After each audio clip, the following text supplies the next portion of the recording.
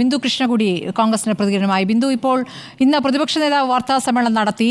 Justice Hema committee സർക്കാരിന് അയച്ച കത്ത് ദുർവ്യാഖ്യാനം ചെയ്തുകൊണ്ട് ഇതിന്മേൽ ഒരു കാര്യവും പുറത്തുവിടരുത് എന്ന രൂപത്തിൽ ഹേമ കമ്മിറ്റി ആവശ്യപ്പെട്ടു എന്നാണ് സർക്കാർ പറഞ്ഞിരുന്നത്. ഇന്നലെ മുഖ്യമന്ത്രി വാർത്താ സമ്മേളനത്തിൽ അതാണ് പറഞ്ഞത്. അങ്ങനെ ആ കത്തിലില്ല. അതെ, തീർച്ചയായും ആ കത്ത് പുറത്തു വരില്ല എന്ന വിശ്വാസത്തിലായിരിക്കും മുഖ്യമന്ത്രി പച്ചക്കള്ളം കേരളത്തിലെ ജനങ്ങളോട് പറഞ്ഞത്. നമുക്കറിയാം, ഇത്തരം കേസുകളില് സെക്ഷൽ ഹരാസ്മെന്റ് അബ്യൂസ് കേസുകളിലൊക്കെ തന്നെ ഇരകളുടെ പേര് വിവരവും മറ്റും പുറത്തുവിടരുതെന്ന് നിയമമുണ്ട് എന്നറിയാം. അത് വേട്ടക്കാരന്റെ പേര് പുറത്തുവിടുന്നതിന് എന്തിനാ ഇത്ര ഭയപ്പെടുന്നത്? കേരളത്തിലെ സിനിമാ മേഖലയിൽ പ്രവർത്തിക്കുന്ന പെൺകുട്ടികളെയും സ്ത്രീകളെയും ആക്രമിച്ചവർ ഇനി എത്ര വലിയ വിഗ്രഹങ്ങളായാലും ആ വിഗ്രഹങ്ങൾ തല്ലി ഉടയ്ക്കപ്പെടേണ്ടത് തന്നെയാണ്.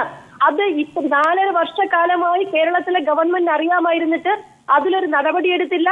ഇപ്പോ വിവരാവകാശ കമ്മീഷൻ ഇടപെടൽ മൂലം റിപ്പോർട്ട് പുറത്തു വന്നു ദിവസങ്ങൾ ഇത്രയുമായിട്ടും ഒരു സെക്ഷൽ ഹരാസ്മെന്റ് നടന്നു എന്ന് അറിഞ്ഞതിന് ശേഷം ആരെങ്കിലും വന്ന് പരാതി വന്നാൽ ഞങ്ങൾ കേസെടുക്കാന്നാ പറയുന്നത്. പരാതി വന്നിട്ടാണോ കേസെടുക്കേണ്ടത്? സ്റ്റേറ്റിന്റെ ഉത്തരവാദിത്വമല്ലേ ഇത്? സ്ത്രീകളുടെ അഭിമാനവും സുരക്ഷിതത്വവും ഉറപ്പുവരുത്താനുള്ള ധാർമ്മികപരമായ ഉത്തരവാദിത്വമുള്ളത് സംസ്ഥാനത്തിനല്ലേ, സംസ്ഥാന സർക്കാരിനല്ലേ? ഈ കാര്യത്തിൽ ഈ മാഫിയോട് ചേർന്ന് നിൽക്കുകയാണ് കേരളത്തിലെ ഗവൺമെന്റ്. എന്നിട്ട് ഈ ആക്രമിച്ചു എന്ന് പറയപ്പെടുന്ന ആരോപണം വിധേയം ചേർത്തുകൊണ്ട് കോൺക്ലേവ് നടത്തുന്ന മുഖ്യമന്ത്രി പറയുന്നത്. എന്തിനാ ഈ കോൺക്ലേവ്? ഞാൻ അടക്കമുള്ള കേരളത്തിലെ സാധാരണക്കാർ കൊടുക്കുന്ന നികുതി പണം കൊണ്ട് ധൂർത്തടിക്കാനല്ലാതെ ആരോടെങ്കിലും ആത്മാർത്ഥതയുണ്ടോ?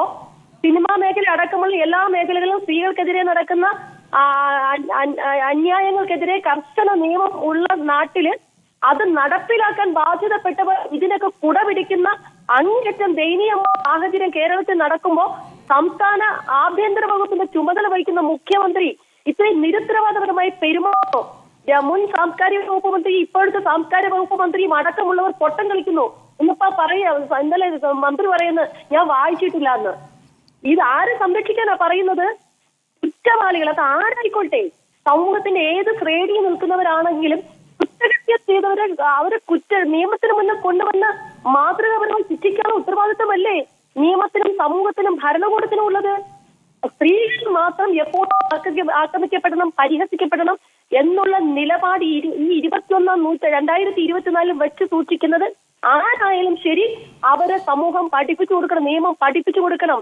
സ്ത്രീ പുരുഷ അല്ലെങ്കിൽ മറ്റ് ലിംഗഭേദമില്ലാതെ വ്യക്തികൾ എന്ന നിലയിൽ അവർക്ക് സ്വച്ഛന്തമായ ജീവിതത്തിന് സാഹചര്യമുണ്ട്, തൊഴിലെടുക്കാനുള്ള മൗലിക അവകാശമുണ്ട് എന്നുള്ളത് ആർക്കെങ്കിലും അത് മനസ്സിലാകില്ല. ഏത് വലിയ പവർ പ്രാക്ടീസുകാരായാലും ചിലപ്പോ മന്ത്രിമാരാണെങ്കിലും അതിനേക്കാൾ വലിയ അധികാരമുള്ളവരാണെങ്കിലും നിയമം വഴി അവരെ നിലയ്ക്ക് നിർത്തേണ്ട സമയം അതിക്രമിച്ചിരിക്കുന്നു.